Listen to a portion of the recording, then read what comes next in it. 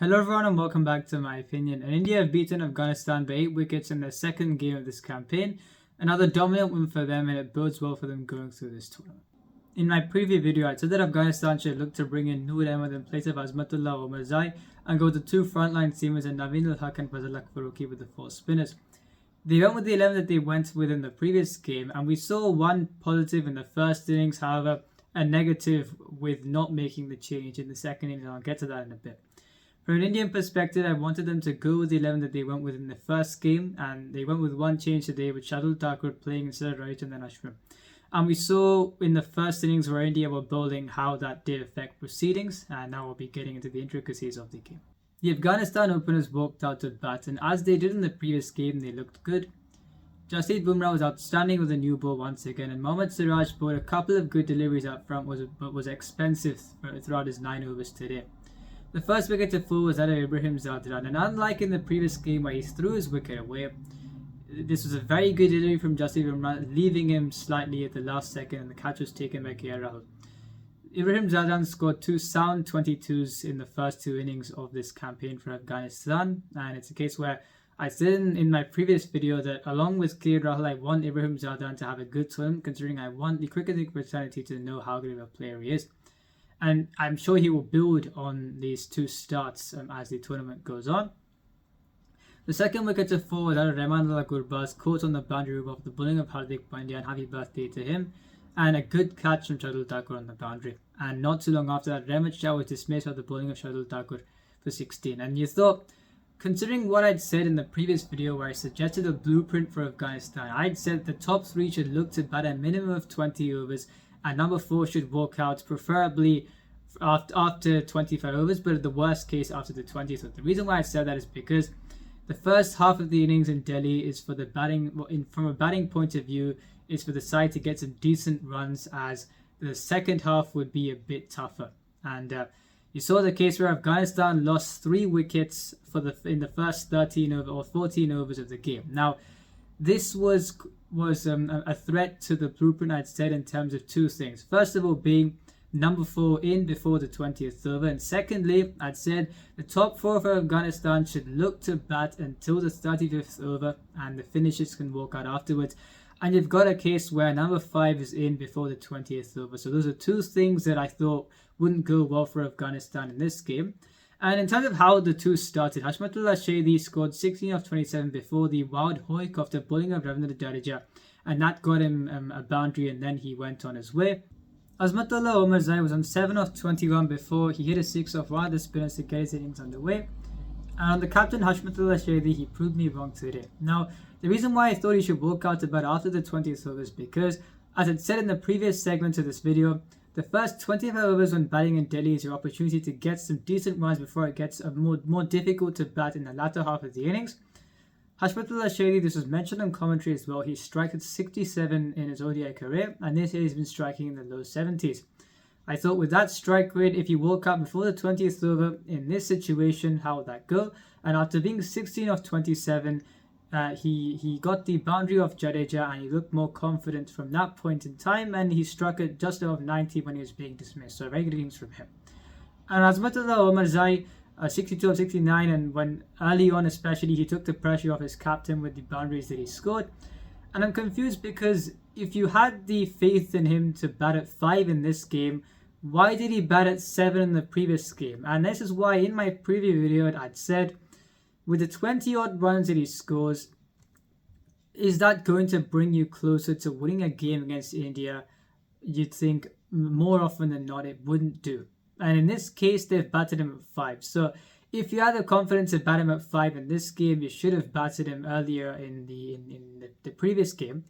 And in terms of the 2 points of precariousness that I'd mentioned in the previous segment of this video, one being Hashmatullah Shah, he got the runs that he got. And secondly, 63 for 3 in the 13th, or I think the 14th over.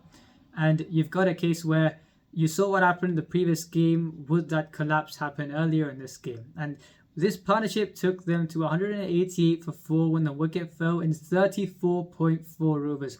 And with what I said, the finishers walking out after the 35th over for Afghanistan, these two had got that or had got their innings back on track so that that checkpoint could be achieved. And after Hashmatullah Shah was dismissed in, I think, the 43rd over of the innings, where I think he should have played that over out of Kuldeep Yadav. I think if it was last over, if he hadn't gone for that reverse sweep, maybe they could have got a bit more. And the others after him helped Afghanistan scramble to a 272 for 8. Now, before the innings started, if you had asked them whether they would have taken or took 272, they would have said yes. So I think overall, a good innings from Afghanistan. I did know how they would do when I was talking about proceedings in my previous video.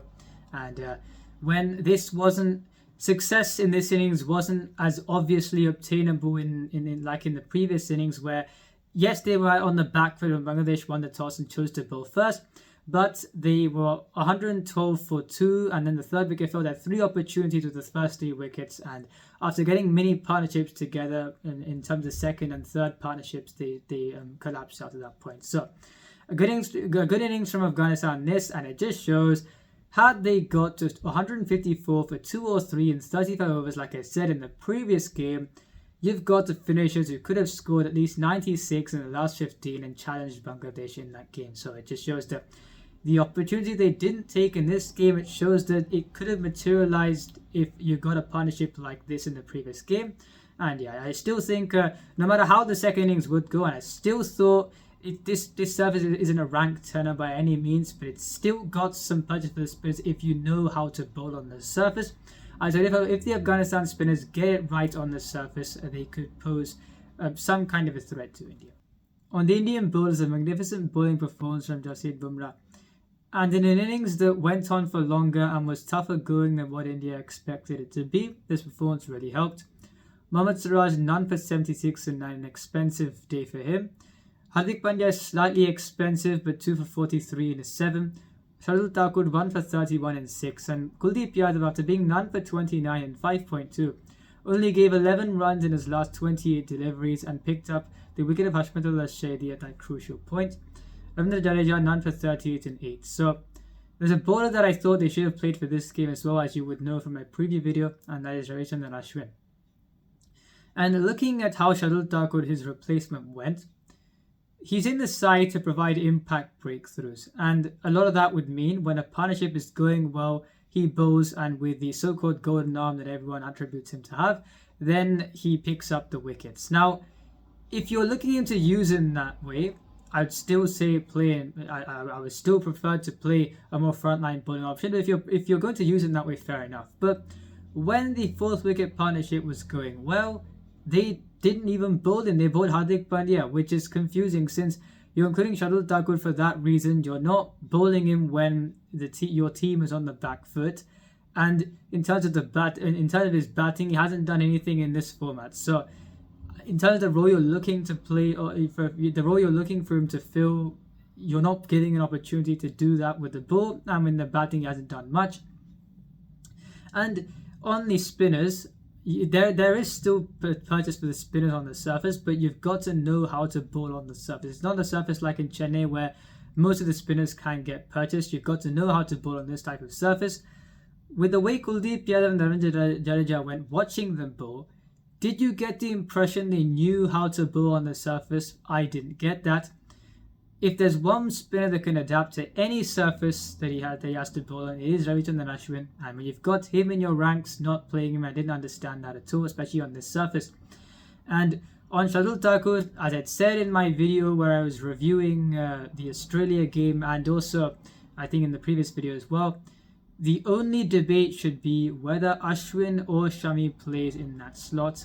Considering the way they're using Shardul Thakur and the role that they've picked him for, it doesn't match, and that's why I'd said you've got to prioritize either Ashwin or Shami. And if you're going to drop Ashwin and you play Shami, fair enough. But you dropped Ashwin and played Shardul Thakur. And another thing you saw early on in this innings was that some of the bowlers, especially Hardik Pandya early on, were bowling off cutters. And you've got an off spinner that does that, and yet you're looking for the seamers to take the pace off. It didn't really make sense at all. They've dropped Ashwin in crucial games before. You saw in the World Test Championship final and before. And because of that, there's a tag around him that, for example, he can't bowl overseas when he's given a lot of good performances bowling overseas in Tests. And I think when you've got him, you've got Mohammad Shami, and you don't play either of those. If you wanted to, if you want to play a different bowler, you've got a choice to play Mohammad Shami ahead of Ashwin. And while I would have preferred Ashwin playing in the side, Mohammad Shami would have still been a top class option. However, on this surface, Ashwin would have known how to bowl on this surface, and that's why I would have played him. So against Pakistan, considering what they've done here, they may play Shardul Thakur instead of Ashwin or Shami, and we'll have to see how that goes. But when looking at the 11, I was slightly disheartened considering they played Ashwin against Australia. He did very well, and then you've got conditions where he would do well again, and they don't pick him. Going to the Indian batting innings, I expected India to win the game, but I thought the spinners Afghanistan have got, they could look to challenge them. However, that did not happen at any point during the innings. There was a bit of a blitzkrieg from the captain Rohit Sharma, 131 of 84 deliveries. I think he goes past Sachin Tendulkar now and holds the record in terms of the most centuries in the men's ODI World Cup. He's got 7 centuries in just 19 innings, which is just phenomenal. I expected him to get a big score this game. He did exactly that, and I've said this a few videos ago. In the last 20 years, I don't think there's been a better ODI opener than Rohit Sharma. Over so many games to average almost 50 and 31 centuries with this century today.